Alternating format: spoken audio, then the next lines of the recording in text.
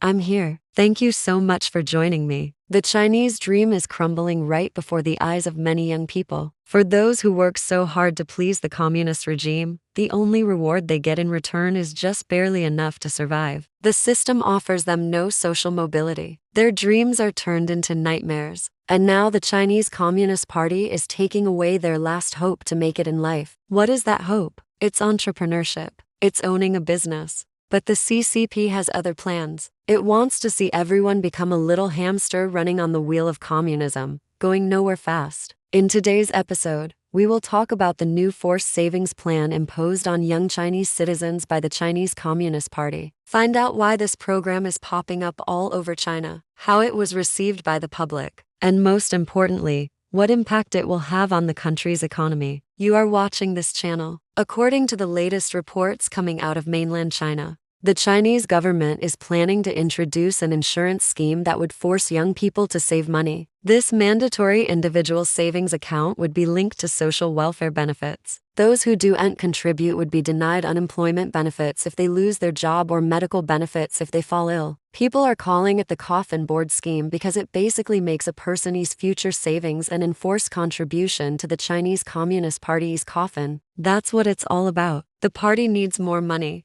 It has been reported that China's national savings rate dropped to 44.1% in 2022 from a peak of 52% in 2007. With the recent rise in youth unemployment, the Chinese authorities fear that people are not saving enough money. So instead of encouraging young people to save money, the Chinese government decided that it knows better. They will start confiscating funds directly from their paychecks. The details of this new program are still being worked out by China's Ministry of Human Resources and Social Security. Apparently, the first trial of this forced savings plan will be launched in the city of Chengdu. It's located in Sichuan province and it's home to nearly 9 million people. Most likely the entire country will follow. When something like this is introduced in one of the major cities, it's usually a pilot program, a trial balloon to test public reaction. Then the regime rolls it out nationwide. We saw this happen with the social credit system. It was first tested in the city of Rongcheng and then expanded throughout the entire nation. So how did the citizens of Chengdu react to the news of this forced savings plan? Well, you can imagine that they weren't too happy about it. The hashtag triggered public anger after it appeared on Weibo. Many expressed their frustration over what they see as another way for the Chinese Communist Party to take their money. The party already spends lavishly on the military. It's been heavily promoting the idea of the Chinese dream for years. And now it seems that it's going to great lengths to destroy that very dream. As I mentioned earlier, many young people in China struggle to make ends meet. They often find themselves caught in a cycle of poverty. It's extremely difficult for them to save any money. This new policy is only going to make things worse. Here's what a young man wrote on Weibo. Because the retirement age is getting higher and higher and the cost of living keeps going up, young people are already under a lot of pressure to save money. Now the government is pushing them even harder to save more. He goes on to say that the new policy could have a negative impact on the economy because when people are unable to spend money freely, businesses suffer. Another user responded to him, "We should spend every penny we have right now because who knows what kind of disasters may come tomorrow." A third one said, "If the money is taken away, what's the point of making money in the first place?" These people do have a point. Take, for example, the young lady named Zhao King. She works at a catering company in Beijing. Her monthly salary is 4,800 yuans. That's around $670 US. After paying rent, she has just enough money to get by. Even basic necessities like food are a luxury for her. Now the regime is telling her that she must set aside a portion of her already meager income to save for her old age. Forget about buying a home, having children, or even seeing a doctor. This new forced savings plan is causing outrage among young people in China. They feel that they are being treated unfairly and they are angry that they are being forced to save money when they are already struggling to make ends meet. According to local media reports, some private companies are exempting their employees from the new savings requirement. But chances are that won't make much of a difference because the majority of young people in China work for state-owned enterprises. And those employers will comply with the new regime's requirements.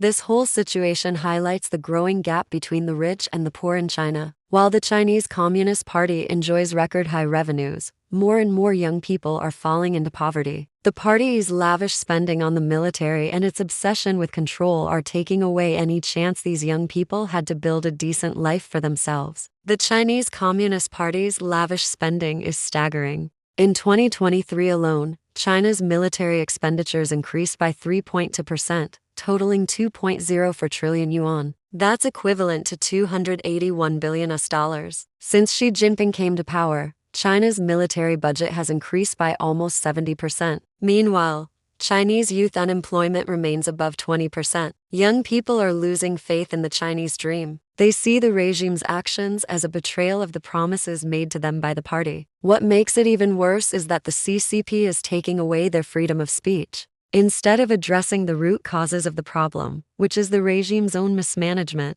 the party is cracking down on those who dare to criticize it. Recently, it targeted a popular vlogger named Luo Yuzhu. She became known for documenting the harsh reality of China's gig economy. In her videos, she exposed the exploitation faced by delivery workers, particularly during the COVID lockdowns. Now the Chinese government is trying to silence her. On July 11th, the Cyberspace Administration of China summoned her for a talk and warned her against spreading pessimistic and negative content. Authorities told her that she cannot film or publish any more videos about migrant workers and the Chinese economy. Of course, she agreed. Otherwise, she would face even worse consequences. This move is part of the regime's efforts to tighten control over online content. It doesn't want people to know the truth about the dire situation in the country. By silencing critics like Luo Yuzhu, the regime is sending a message to the rest of the population. It shows them that there is no room for dissent. If you speak up,